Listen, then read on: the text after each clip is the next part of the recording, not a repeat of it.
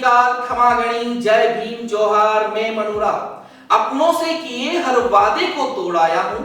मैं खाकी हूं सबके लिए, अपनों को रोता छोड़ाया। प्रदेश की खाकी अभी काफी गमजदा है और वर्दीधारी की आंखें नम है, क्योंकि उनका एक जाबाज साथी अब कम है। उसकी कमी कोई पूरी नहीं कर सकता। वह तो अपनी ड्यूटी निभा रहा था, लेकिन दरिंदों के खूनी खंजर ने खाकी का मान तक नहीं रखा। उन्हें यह भान भी नहीं रहा कि जिस पर वह हमला कर रहे हैं वह तो हमारी सुरक्षा की पहचान है। हजारों का मेला और सुरक्षा में तैनात वह अकेला पूरी शिद्दत के साथ व्यवस्था को संभाले हुए था। इस बीच बदमाशों के दो गुटों में खूनी संघर्ष हो गया। जाबाज सिपाही अपनी परवाह किए बिना गुत्थम गुत्था हुए गुटों को छुड़ाने लगा, लेकिन हथियारबंद हमलावरों ने जवान पर ही वार कर दिया। खूनी खंजर जवान को ऐसा लगा कि वह बेसुध होकर यूं गिरा कि दुनिया से ही लुट गया। भारी भीड़ में तड़प तड़प कर उसकी सांसों ने शरीर छोड़ा, पर कोई उसे बचाने नहीं आया। मौके से भागते बदमाशों को किसी ने नहीं पकड़ा। रूह को कंपा देने वाली यह हृदय विदारक घटना राजस्थान के सिरोही जिले के स्वरूपगंज थाने के सरतानेश्वर महादेव मंदिर परिसर में शिवरात्रि को घटित हुई थी। पेश है उदयपुर न्यूज के सहयोगी दिनेश बोहरा की खास पेशकश, जाबाज जवान निरंजन की शहादत को सलाम। राजस्थान के सिरोही जिले के स्वरूपगंज थाना क्षेत्र के लोटाना गांव के सरतानेश्वर महादेव मंदिर में आयोजित महाशिवरात्रि पर्व के मेले में ड्यूटी दे रहे कांस्टेबल निरंजन सिंह की दर्दनाक मौत हो गई। मंदिर के बाहर दो गुटों में हो रहे झगड़े को निपटाने के लिए अपनी जान की बाजी लगाकर बीच बचाव के लिए कूदे जाबाज सिपाही निरंजन सिंह को चाकू लग गया और अत्यधिक रक्तस्राव के कारण कांस्टेबल की मौके पर ही मौत हो गई। घटना के बाद अपने साथी के अंतिम दर्शन को पहुंचे हर वर्दीधारी की आंखों में आंसू थे। किसी को भी विश्वास नहीं हो रहा था कि मिलनसार व्यक्तित्व का धनी जाबाज निरंजन अब उनके बीच नहीं रहा। सूचना मिलते ही मृतक के परिजन स्वरूपगंज पहुंचे। मृतक के चाचा ने निरंजन को शहीद का दर्जा देने, दोनों बच्चियों की पढ़ाई राज्य सरकार द्वारा करवाने, मरणोपरांत गैलेंट्री अवार्ड देने के साथ आरोपियों को कड़ी से कड़ी सजा दिलाने की मांग प्रशासन से की है। निरंजन सिंह जो स्वरूपगंज थाने के कांस्टेबल थे, जिनकी ड्यूटी लोटाना गांव में मेले के अंदर लगी हुई थी। मेले में ड्यूटी के दौरान दो गुटों में आपस में अपराधियों में लड़ाईबाजी हुई। वो अपने को ड्यूटी का निर्वहन करते हुए, पुलिस की ड्यूटी होती है कि जो झगड़ा वगैरह, इसलिए उनकी ड्यूटी लगाई जाती है, उनका निर्वहन करते हुए वो बीच बचाव में गए, जहां उनको अपराधियों ने उनके ऊपर भी धारदार हथियारों से हमला कर दिया और उनको घायल अवस्था में छोड़ के भागे। पुलिस वालों पहुँचे और उनकी वहीं पे गहरा घाव लगने से हत्या हो गई। हम राज्य सरकार से और हमारे स्थानीय सांसद दिया कुमारी जी जो निवृत्तमान सांसद है और अभी वर्तमान में हमारे उप मुख्यमंत्री हैं, उनसे हम गुजारिश करते हैं इस मैटर का संज्ञान लेवे और इनको जो उन्होंने वीरता दिखाई अपने अकेले लड़के, उनको वीरता पुरस्कार दिया जाए, पुलिस की महकमे की तरफ से गैलेंट्री अवार्ड दिया जाए। उनकी बच्चों की शिक्षा, दो बच्चियाँ हैं उनकी शिक्षा का वहन राज्य सरकार खुद करे और अपराधियों की धरपकड़ तुरंत करें और कठोर से कठोर कार्रवाई करके उनको सजा दिलाएं। पुलिस जवान की हत्या का सनसनीखेज मामला पूरे इलाके में आग की तरह फैल गया। ऐसे में क्षेत्र के विधायक समाराम गरासिया भी समर्थकों के साथ पहुंचे और पुलिस व्यवस्था पर ही सवाल खड़े कर दिए। उनका कहना था कि आदिवासी इलाके में ज्यादा जवानों की तैनाती करनी चाहिए थी। पुलिस को अपराधियों के पीछे लगना चाहिए, न कि बजरी के पीछे और ट्रैक्टरों के पीछे। आदिवासी क्षेत्र के 007 गिरोह का पर्दाफाश होना चाहिए। वर्दी का जनता के प्रति भय और खौफ दिखना चाहिए। ये कल महाशिवरात्रि के अंदर जो लोटौना के अंदर जो ऋषेश्वर जी महादेव जी में शिवरात्रि के दिन जो घटना हुई है वो निंदनीय है और एक कांस्टेबल के साथ में जो वार हुआ है।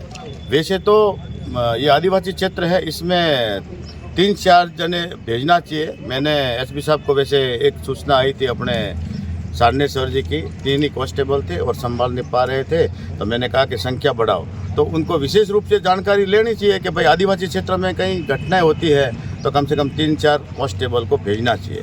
और जो ये हमारे जो कोई भी गैंग हो, गैंग की कोई जाति नहीं होती है, धर्म नहीं होती है, लेकिन जो अपराधी है 007 ये 1.5 साल से चल रहा है, 1.5-2 साल से।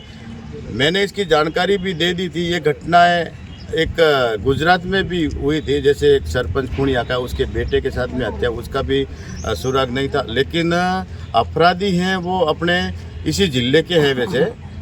और ये हमारे एक मालव के अंदर भी एक लड़के के साथ में हुआ था और उसका भी कोई इन्होंने पर्दाफाश नहीं किया। और ऐसी घटनाएं कई बार हुई है।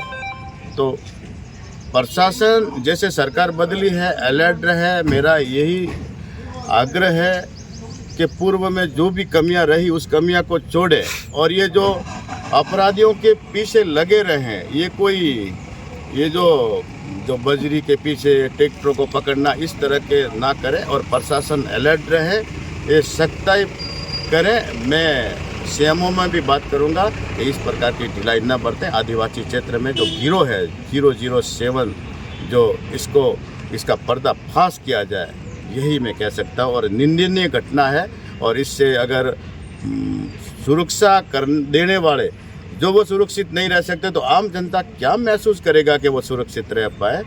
यही एक मैं संदेश देना चाहूँगा। आगे इस तरह की घटना ना हो। इसके ऊपर मैंने कहा ना, सरकार बदली है, सख्ताई की जाएगी। प्रशासन में जो वर्दी का जो पुलिस के प्रति भय और खौफ वो दिखना चाहिए लोगों के अंदर। सर, लंबे समय से बनास पर पुलिस चौकी की मांग चल रही है। अगर पुलिस चौकी होती तो पुलिस टाइमली पहुंच जाती और इतनी बड़ी वारदात नहीं होती। ये मैं सरकार से बात करूंगा, मेरे ध्यान में आया है। यहाँ भी आवश्यकता है और एक केवली चौकी बनी हुई है, वहाँ भी ज़रूरत है। और बाबा के अंदर जो दानपुर है ना, वहाँ मतलब स्वरूपगंज लगता है। स्वरूपगंज से इतनी जल्दी वहाँ पुलिस नहीं जा पाती। इस समस्या को अपन जल्दी से तुरंत प्रभाव से सोल्व करने का प्रयास करेंगे। इस पूरे मसले पर सिरोही के जिला पुलिस अधीक्षक अनिल कुमार ने कहा कि लोटाना गांव में लगे मेले में भीड़ काफी थी, तभी आदिवासियों के 2 गुटों में झगड़ा हो गया। बीच बचाव में गए जवान निरंजन पर किसी ने चाकू से हमला कर दिया।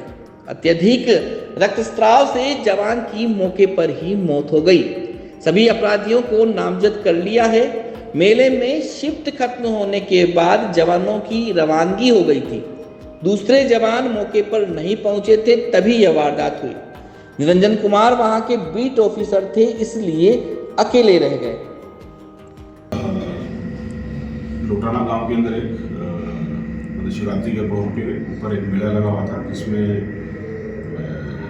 काफ़ी भीड़ भाड़ थी और 2 कोई ट्राइबल गुटों के बीच में आपस में किसी बात को लेकर लड़ाई झगड़ा हो रहा था, जिसपे हमारे जो कांस्टेबल थे निरंजन, ठीक है, जो वहाँ के बीट कांस्टेबल भी हैं, उन्होंने उनका बीच बचाव करने के चक्कर में वो आए और तभी उसी ग्रुप में से किसी एक ग्रुप ने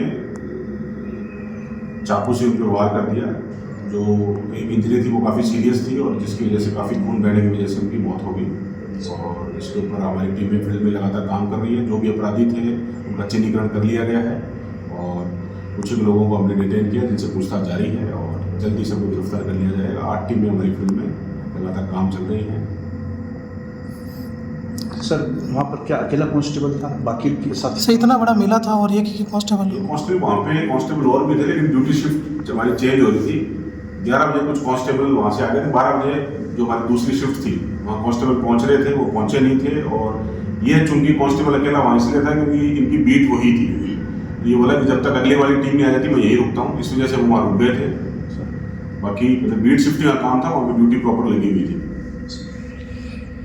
सर रात को 8 बजे के बाद में पथरा हुआ था वहाँ पे, तो उसके बारे में कोई उसके साथ में कोई एक्शन नहीं किया था? अभी तो हम ये हमारी प्रायोरिटी है, इसके बाद वहाँ क्या क्या हुआ है उस चीज़ के ऊपर हम और जानकारी लेकर कार्रवाई करेंगे।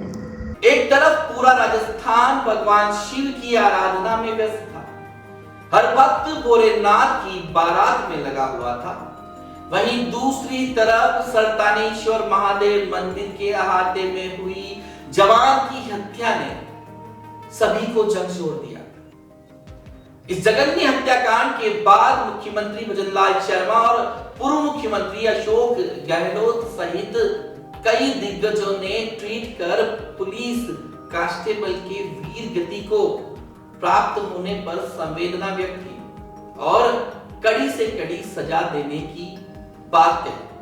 लेकिन 21वीं सदी का यह खौफनाक चेहरा समाज को किस दिशा में ले जा रहा है? खाकी वह रंग है जिसे वर्दी ने पहना देखकर हर कमजोर को संबल मिलता है।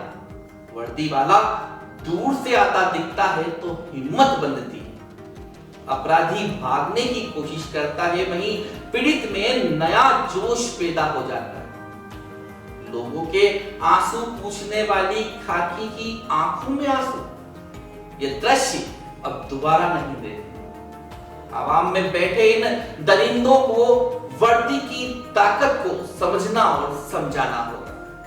अपराधियों को ऐसी सजा दिलानी होगी कि आगे खाकी का सम्मान उसी हौसले के साथ बुलंद रहे।